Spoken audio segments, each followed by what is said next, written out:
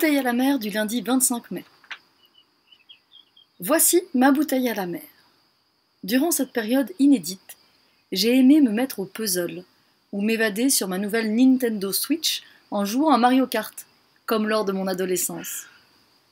Je n'ai pas aimé voir le spectacle de Marina Rollman être annulé à Genève à 2 reprises.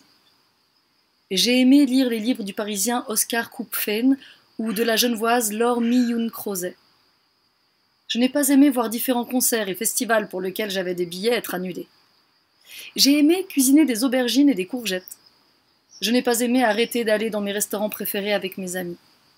J'ai aimé découvrir ou redécouvrir des films sur le web ou qui se trouvent dans ma bibliothèque.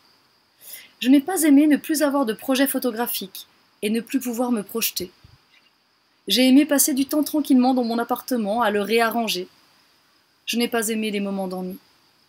Ou peut-être que si. Il y a eu des choses positives comme plus négatives. Comme auparavant, en somme. Et comme après. Hervé. Merci Hervé, et à demain pour une nouvelle bouteille à la mer. Bouteille à la mer du mardi 26 mai 2020. Aujourd'hui, nous avons reçu une lettre de Bruxelles, que je vais vous lire avec la participation sans doute involontaire de ma fille de 15 mois. Bonjour, je vous écris de Bruxelles. Comme vous le savez sans doute, Bruxelles est la capitale d'un petit pays plat qui est connu pour sa pluie. En août, il pleut. En juillet, il pleut. En décembre et en mars, aussi. C'est comme ça depuis des années. Et les gens qui n'aiment pas le soleil viennent même faire des cures ici pour se reposer un peu. Bruxelles est l'inverse du solarium, c'est un pluvarium. Alors voilà, quand le confinement a sonné, presque tout le monde a dû rester enfermé. Seuls ceux qui étaient dits essentiels ont continué à aller travailler. Les médecins, les infirmiers et bien sûr les supermarchés. Les autres ont dû rester chez eux. Mais voilà que dans les gens qui ont dû rester chez eux, il n'y a pas que les assureurs, les restaurateurs et les plombiers. Non. Figurez-vous que leur syndicat a obligé à rester chez eux et à réduire considérablement leur temps de travail au nuage. Et oui, pendant 2 mois, il n'a pas plu du tout. Alors pour les gens qui étaient venus profiter de cette ville pluvarium, c'était une catastrophe. Ils ont eu tellement peur du soleil qu'ils se sont mis à circuler avec des masques et des gants. Mais maintenant que la vie reprend tranquillement, les nuages sont revenus. Certes, avec un temps de travail réduit, mais les gens ont moins peur. Enfin, pas assez pour enlever leurs masques. Mais derrière leurs lunettes, on peut apercevoir parfois leurs yeux qui sourient. En espérant que vous allez bien, Athéna. Un grand merci à elle pour ce message, et moi je vous dis à demain pour une nouvelle bouteille à la mer. Bouteille à la mer du 27 mai 2020. Journée de la lecture à voix haute. Aujourd'hui, nous avons reçu une bouteille à la mer de Noé, 12 ans. Bonjour. Au début du confinement, ça a été plutôt ennuyeux, mais après je me suis bien amusée. Chaque matin, j'avais l'école à distance. Ce n'était pas trop dur, mais toutes les fiches et le programme du matin duraient longtemps. Je passais mon temps à jouer au ping-pong, passer du temps avec ma famille, dessiner et regarder la télé. Le retour à l'école fut plutôt cool, et je pus passer mon année scolaire. Salutations. Merci à lui, et rendez-vous demain pour une nouvelle bouteille à la mer. Bouteille à la mer du jeudi 28 mai. C'est une bouteille à la mer qui vient de Genève. C'est Laurane qui nous écrit. Voici une bouteille à la mer. J'ai paniqué, au début. Le virus ou peut-être les enfants à la maison entre 4 murs. La première semaine a été dure au travail. À la pharmacie, les gens viennent trouver du réconfort. Mais comment en donner quand nous-mêmes nous ne sommes pas sereins? Et à la maison, chacun devait trouver sa place. Puis les jours ont passé. Une nouvelle routine s'est installée et j'ai aimé. J'ai aimé profiter de ma famille, de mon appartement et de mon petit balcon pendant mes jours de repos. On a fait du sport en famille dans notre salon.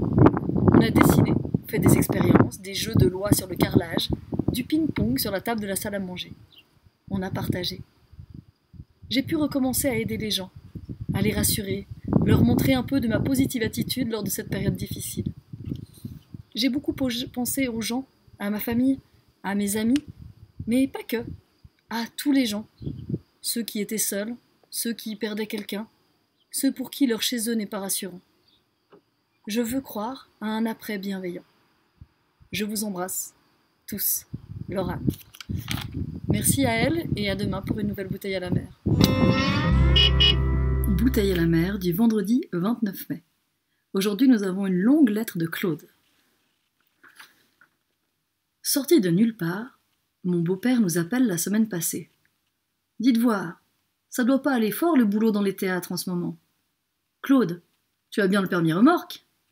Ça vous dirait une virée dans le sud de la France? Ni une ni deux, avec Virginie, on accepte cette incroyable opportunité d'évasion. Il s'agit d'aller chercher une jument et son poulain. Conséquence de l'arrêt des activités à cause du Covid-19, un éleveur se sépare de ses bêtes. Mais pourquoi aller jusqu'au sud de la France? Parce qu'il s'agit de chevaux de la lignée Vega, me répond mon beau-père. Jamais j'aurais pensé pouvoir m'en offrir un, me dit-il, avec des étoiles dans les yeux. Comme quoi, le malheur des uns fait des fois le bonheur des autres. Le départ est fixé, lundi, 5 heures du matin. On y est, pas frais, mais on a tous les trois cette petite étincelle au fond du regard. Après 2 mois de confinement, un voyage qui, avant la crise, aurait pu sembler long et ennuyant, nous apparaît comme une fantastique aventure. On monte dans le vieux pick-up Toyota et on s'engouffre dans l'horizon naissant. Grandiose, les gorges du Rhône s'offrent à nous, tout de feu et de flammes sous les premiers rayons du soleil. Sous les ponts, les cours d'eau sillonnant vers l'infini comme des serpents d'argent. Et les arbres de toutes formes et couleurs dansant dans le vent. Revoir dans les nuages qui se déforment tous les animaux étranges de notre enfance. Faire voler sa main contre le vent par la fenêtre de la voiture. Les forêts de grands et majestueux noyers laissent petit à petit la place aux petits arbustes, rêches et vivaces, comme des reptiles végétaux. Au fur et à mesure des kilomètres, les paysages pâlissent sous les rayons acérés du soleil. Et puis soudain, surgissant du tréfonds de l'horizon, la mer. Chaque regard est accueilli par un trésor. Comme c'est beau!